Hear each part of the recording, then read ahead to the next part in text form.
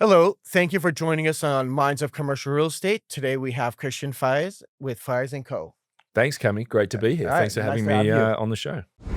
You got what I want, got what I want. You give me just one look and you know I'm good to go.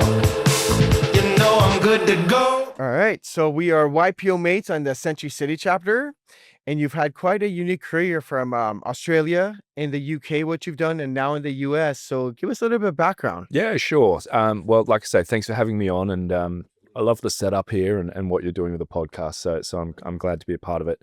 So my background, I used to be a lawyer back in Australia. You can probably tell by my accent. I'm not sure people know really where I'm from.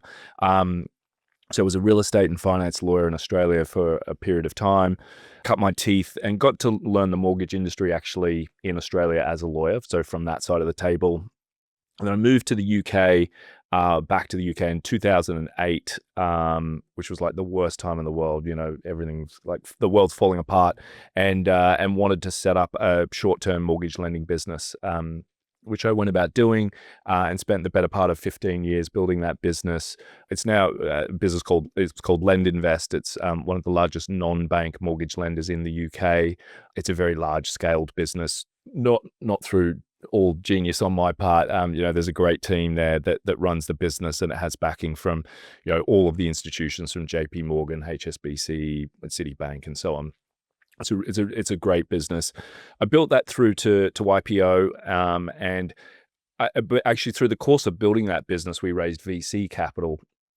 And when you do that, they kind of like, let's go take over the world. And one of the things we did was come to the US. And so we had someone here for a little while looking at the US market. And I've always been really fascinated with just like the size of the market and everything. So we were thinking about coming to the US. We didn't with that business. But anyway, when we IPO'd the business, that allowed me to step back and sort of, I guess, pursue my dream of setting up a business here in the US. So moved here about 3 years ago.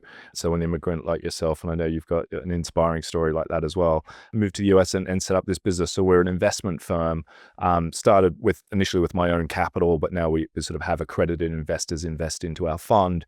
And then we've got a lending platform called F2 Finance, which is a short-term hard money bridging finance private lender. Right. Well, congrats on all the success. Yeah, thank you. I mean, as we know, today's the bridge money lenders are doing more loans than the actual conventional banks, which is a very unique time in the last 2 years. It's never happened before. Right. Yeah. And what are you seeing? So, I mean, you kind of got a little bit of the end of the COVID era of the financing, and now to the kind of banks not lending as much, even though their balance sheets are pretty big. So, what are you seeing out there? Yeah, I mean, it's an interesting time, isn't it? I mean, like I was saying, when I set up my last business in the UK, it was 2008. Worst time ever. I mean, I don't think this is 2008, right? It's just like a very disruptive time. Interestingly, I guess the private lending sector and the hard money sector has really institutionalized over the last sort of 10 years in the US. And through that period, interest rates were largely zero through most of that period. So interest rates have now come up quite significantly, but at the same time, they're kind of historically where they've been normally. But volumes have come down dramatically. I think the market is interesting in the sense of, if you just look from a macro perspective, there's just not enough houses being built. And I think that's a multi-decade problem in this country and many other Western countries. And so the reality is, I don't think you've seen, that supply demand dynamic has meant that the prices are pretty resilient for houses, certainly on the residential side across the market, because there's not enough houses and people, not be able to keep up with the growth of the market. So the prices are pretty resilient, but then transaction volumes are down significantly, right? Like, I think it's very hard to make a transaction pencil with interest rates where they currently are. But obviously, there's people doing deals, and in some respects, I think periods like this create opportunity. Before we started this, you're talking about some people you've been helping, and I think there's opportunities in the market, and people want to capitalize on them. So that there'll always be deals to be done, but I think it's quite a choppy market at the moment. Months are strong, and then months seem to be off. But I think a lot of people are waiting for interest rates to come down. Absolutely. I mean, there are several factors, right? Number one is a lot of people have these rates in the 2s and the 3s who will never let go of the properties. Yeah. That's going to create that shortage of inventory. We do have the issue of the insurance in the last year and a half. Yeah. Which know. particularly we see here in LA, right? Correct, With the especially recent with the recent fire fires and as well. yeah. And then there's also, there's a lot of we have multi-generations living together, and that's where you're seeing a lot of the ADUs Right. in the property. So right now, I literally see 2 to 3 generations living together Do you in really? many homes in the San Fernando Valley, and it's somewhat in LA. Yeah. They used to typically the kids would, graduate college, go to get their own apartment. I mean, they really don't have the capacity to Yeah. afford it, even if there's 6 roommates at times. I know. And then on the other hand, their parents would go into these senior living places and they can't afford those. Those are 8 to 10,000 minimum a month. Yeah. Even if their parents sell their homes, I don't know how much equity they have, but they maybe can survive 2 years, 3 years, 4 years. What do they do after that? Yeah. And the money's done. Yeah.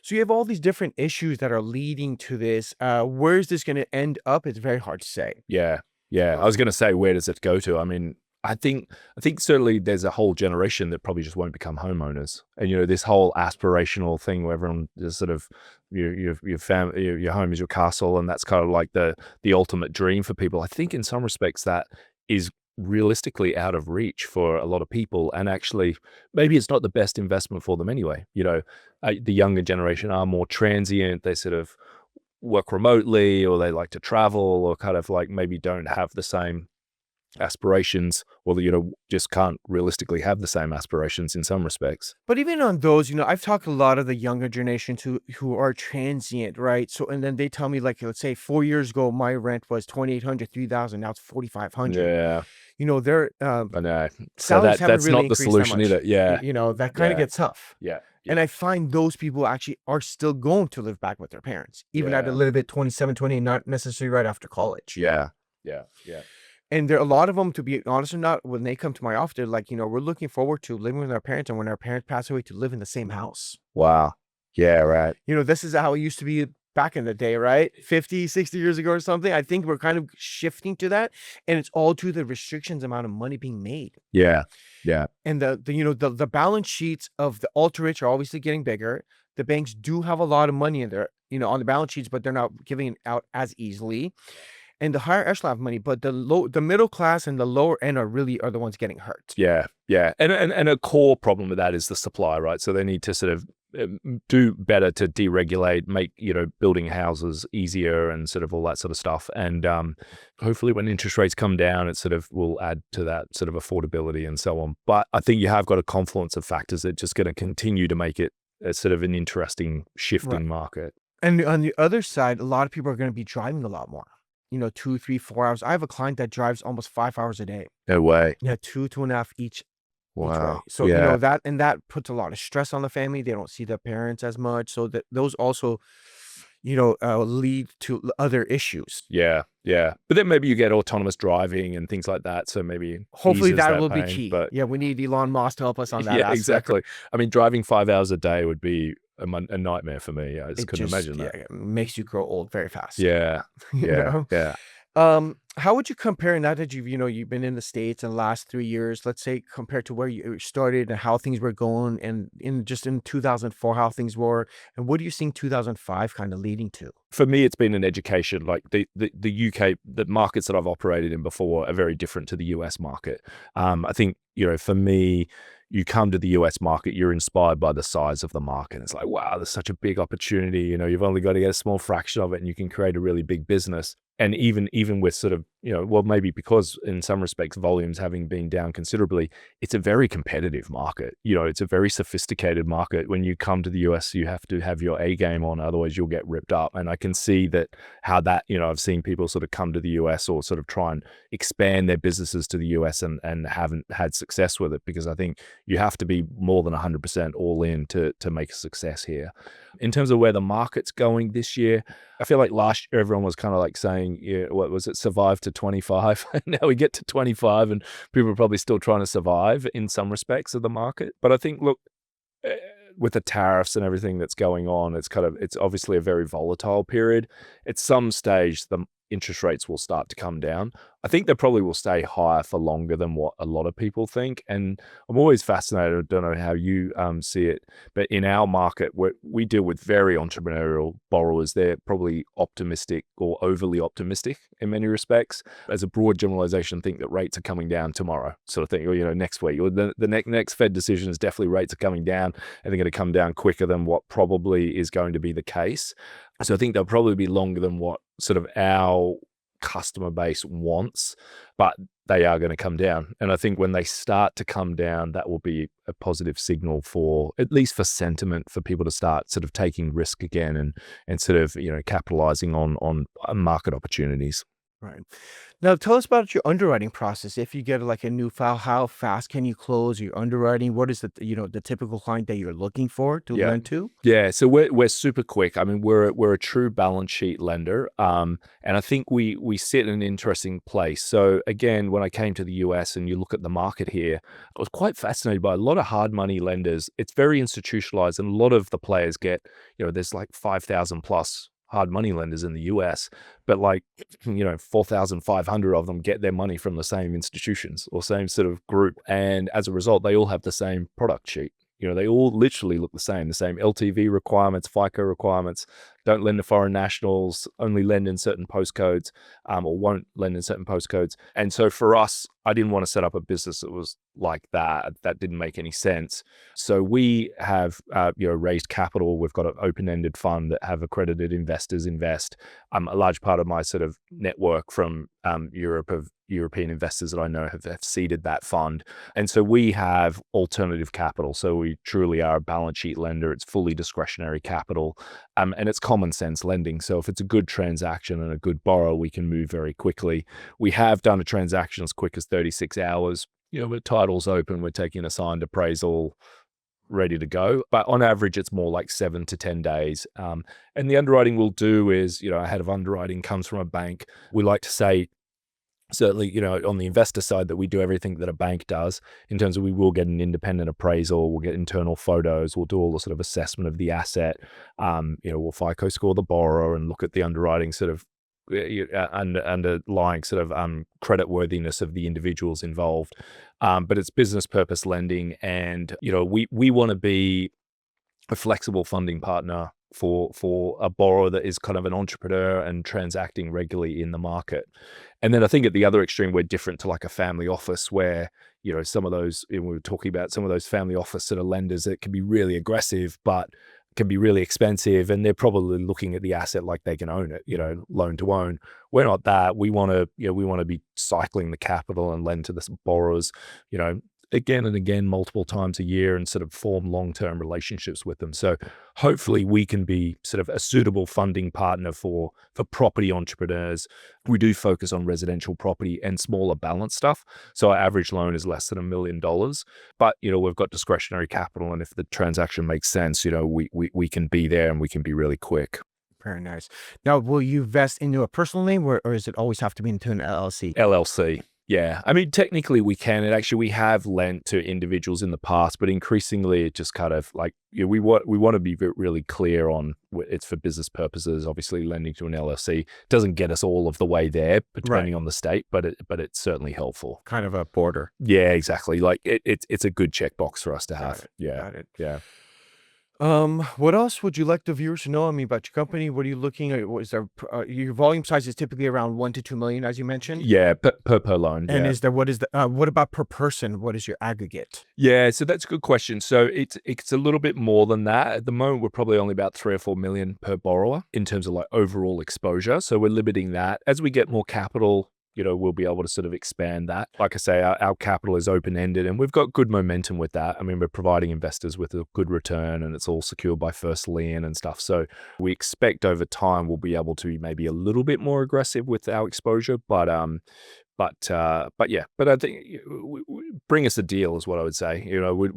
We'd love to be people's first phone call. We'll give you a quick no. Obviously, a slow no is worse than anything. So we're going to know what fits in our box, and we are a fund manager in the sense that we're looking at a portfolio basis. So if you bring us I don't know, maybe an industrial asset or something, Typically we won't do that, but we might not have any in the portfolio and it kind of makes sense. And you say they're a good borrower, then, maybe we'll be able to get our head around it. We'd like to be sort of like one of the first phone calls when people have got a transaction or, an interesting thing that they're looking at. A little bit out of the box, but it makes sense. Yeah, exactly. Yeah. Just good common sense, old school underwriting. Nice. Yeah. What about, do you have any restrictions? Let's say if a client has multiple, first position bridge lenders and they want to get a second, do you have any restrictions if they can place a second lien? We don't mind that actually. Yeah, we want an intercreditor and sort of like we'd prefer that a borrower comes to us and tell us that is what their plan is rather than we find out 6 months later there's a second behind us. We can work that with that. We can be totally flexible and we've done that in the past for sure.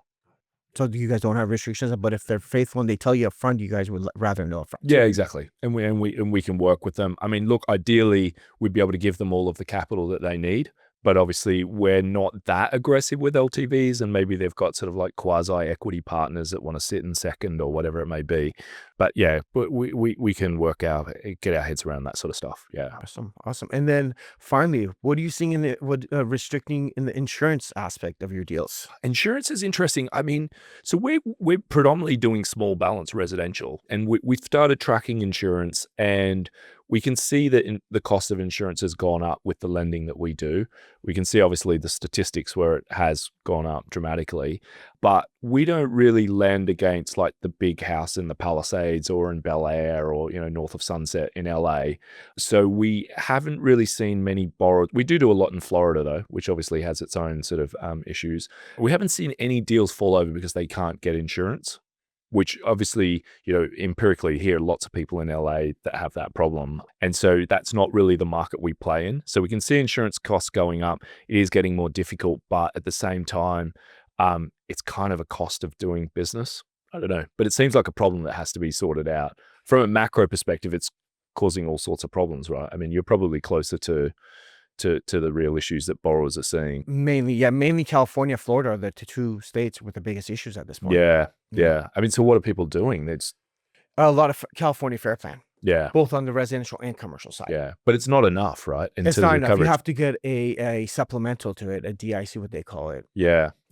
For all the remaining stuff that California Fair Plan does not provide. Right. But again, people should speak to their insurance agent so they can advise them accordingly. Yeah. I mean, what do you think is going to happen down the Palisades? You came out and I did. I wasn't on that one particular trip. I did go out myself one time with some of my other clients. I think it's a 5-7 to a 10-year build. Yeah. You don't want to be the first one to build and be out there and everybody else doing construction around you. And I think there's still a lot of hurdles to get through with their environmental and all that stuff. And they want to do all the underground electrical, right? Yeah. So we don't know how long that's going to take. And you can't start doing your construction until underground from the city's done. Yeah. I mean, it's crazy to see. I mean, got a tour with a friend of ours that lost his house out there. And just when you see this extent of the devastation, it's crazy to see. I just can't really get my head around just knowing all the regulatory red tape and all this kind of stuff. I know we're getting lip service around them reducing that, but I just can't see the reality of that being tough. That things get built quickly. I mean, as you saw, there's like probably 100, 120 lots for sale at any time, typically. Well, which is pretty interesting because there were none for a couple of weeks or one or two, and now it's kind of really... After Newsom removed some of the restrictions, people started putting them for sale, and some are trading hands without being in the, public. Yeah. So I haven't seen them trade though. I don't really know. There's a couple here and there that do trade, but they're not getting publicized. Right. As much. I think they're keeping it down low.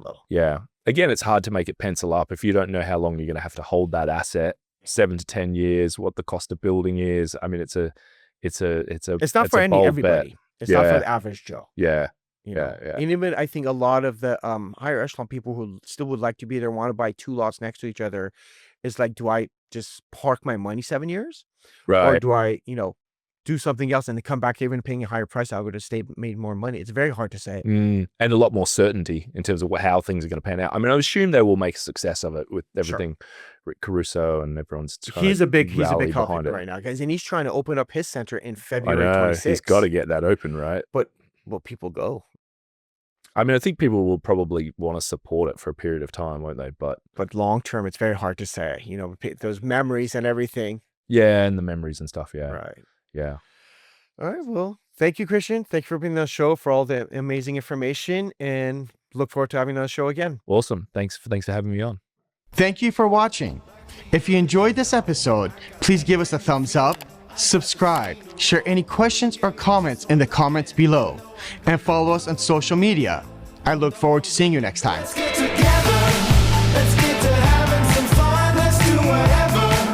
The night's looking so young. Let's get together. Let's get to having some fun. Let's get together. Let's get together. Let's get together. Let's get together.